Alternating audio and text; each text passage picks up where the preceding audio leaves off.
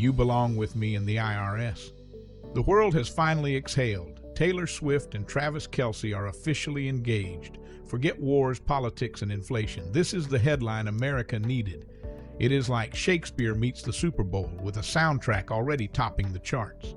But here we are less concerned about the flowers, the venue, or whether Ed Sheeran sings at the reception. We are laser focused on two things the IRS cares about most: the ring and the prenup. Let us start with the ring. Yes, it is 10 carats of bling, big enough to qualify as its own dependent. It is also a gift in the tax code's most literal sense. Gifts are not taxable to the person receiving them, which means Taylor is in the clear. But the giver, poor Travis, may face gift tax consequences if the rock costs more than the annual exclusion of $19,000. Spoiler alert, it costs more. So Travis uses up part of his lifetime exemption, which is currently just under $14 million. It is a good thing for Travis that Washington's One Big Beautiful Bill raised the exemption to $15 million and made it permanent. And what happens if, heaven forbid, the engagement does not stick? In some states, engagement rings are conditional gifts. No wedding, no ring. Taylor would be legally obliged to return it, which raises the world's weirdest IRS question. Does the gift tax unwind when the diamond does? Tax lawyers argue about this the way Swifties argue over hidden Easter eggs in her lyrics. The IRS does not publish official guidance, probably because they are still trying to figure out who gets custody of the friendship bracelets. Now let us move to the prenup. If the ring is the symbol of love, the prenup is the symbol of common sense. Taylor's catalog is a billion-dollar asset, carefully reclaimed from the clutches of Scooter Braun. Travis's NFL career has been lucrative, but even with his Super Bowl bonuses, he cannot touch a Swift tour grossing 8 figures a night. That is not a knock on him. It is a reminder that when it comes to asset protection, love may be blind, but accountants are not.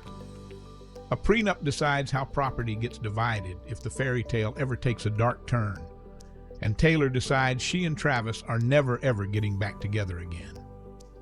And it is not just for people with champagne problems. Anyone with a business, real estate, or family wealth should think about one.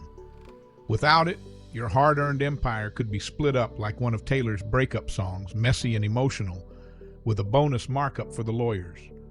With it, you set the rules ahead of time, which is way less romantic but infinitely more practical. Prenups also prompt important conversations about ownership of businesses, appreciation of assets, and the tax consequences of dividing property. They encourage estate planning that anticipates not just happily ever after, but also what if, and they help you sleep better knowing you will not wake up one day to find your ex has half your LLC. Of course, the IRS does not care whether you are serenading stadiums or catching touchdown passes inside them.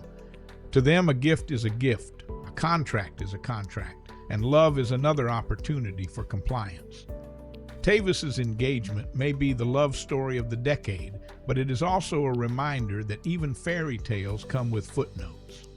If you are getting married, planning a wedding, or just curious how life events like these affect your finances, now is the time to talk about it.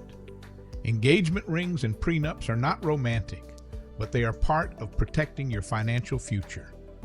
Give us a call before your big day, and we will help you avoid bad blood with the IRS.